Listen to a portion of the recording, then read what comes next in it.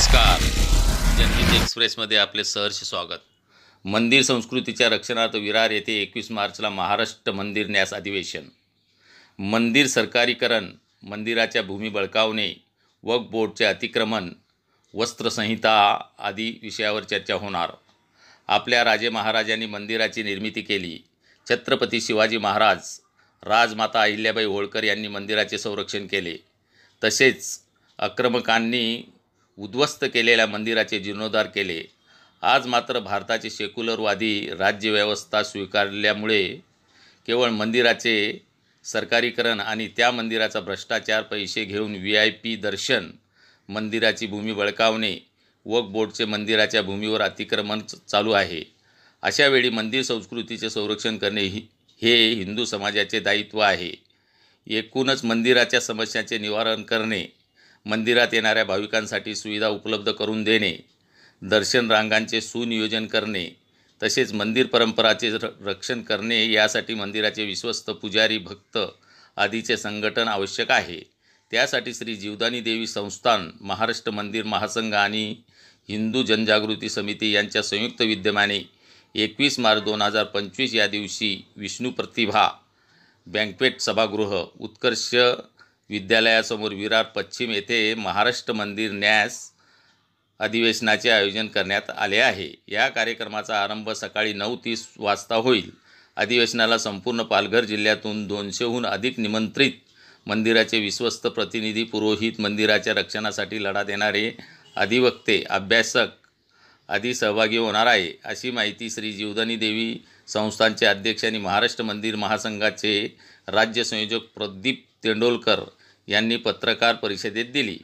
विरार येथील श्री जीवदानी संस्थानच्या कार्यालयात 17 मार्च या दिवशी झालेल्या या पत्रकार परिषदेला वसई येथील श्री दिवानेश्वर महादेव मंदिराचे प्रबंधक जगदीश शास्त्री, हिंदू जनजागृती समितीचे मुंबई आणि पालघर जिल्हा समन्वयक बळवंत पाठक, सनातन संस्थेच्या धनश्री केळशीकर हेही उपस्थित होते. यावेळी हिंदू जनजागृती समितीचे मुंबई आणि पालघर जिल्हा समन्वयक बळवंत पाठक म्हणाले, फेब्रुवारी 2023 जळगाव येथे पहिल्या महाराष्ट्र मंदिर न्यास परिषदेत महाराष्ट्र मंदिर महासंघाची स्थापना करण्यात आली. त्यानंतर ओझर, पुणे येथे दुसरी आणि तर शिर्डी येथे तिसरी परिषद झाली. त्यानंतर महासंघाचे कार्य उत्तरोत्तर वाढत असून 2 वर्षाच्या आत ते संपूर्ण राज्यभर पोहोचले आहे. महाराष्ट्र मंदिर महासंघाच्या माध्यमातून राज्यात 800हून अधिक मंदिरामध्ये वस्त्रसंहिता लागू करण्यात आली आहे. तर 15,000हून अधिक मंदिराचे देशभरात संघटन झाले आहे. या अधिवेशनाला भगीरथी महाराज मानव सेवा संस्थानचे पूज्य काशीगिरी महाराज, मेढे वसई येथील श्री परशुराम तपोवन आश्रमाचे संस्थापक पूज्य भार्गवश्री BP सचिनवाला, बोरवली येथील श्री विठ्ठल मंदिराचे अध्यक्ष प. अरुण महाराज कदम, सप्तशृंगी देवस्थानचे अध्यक्ष सुदर्शन दहातोंडे, डहाणू येथील श्री हनुमान मंदिराचे विश्वस्त अशोक राजपूत, उच्च आणि सर्वोच्च न्यायालयाचे अधिवक्ता निलेश पावसकर, मुंबई येथील उच्च न्यायालयाच्या अधिवक्त्या स्वाती दीक्षित, मंदिर महासंघाचे राष्ट्रीय संघटक आणि हिंदू जनजागृती समितीचे महाराष्ट्र छत्तीसगड राज्य संघटक सुनील घनवट, हिंदू जनजागृती समितीचे प्रवक्ता डॉक्टर उदय धुरी आदी मान्यवर सहभागी होणार आहे. वसई येथील श्री दिवानेश्वर महादेव मंदिराचे प्रबंधक जगदीश शास्त्री आणि सनातन संस्थेच्या धनश्री केळशीकर यांनी मंदिराचे संघटनाची आवश्यकता नमूद करून अधिवेशनाचे महत्त्व यावेळी स्पष्ट केले.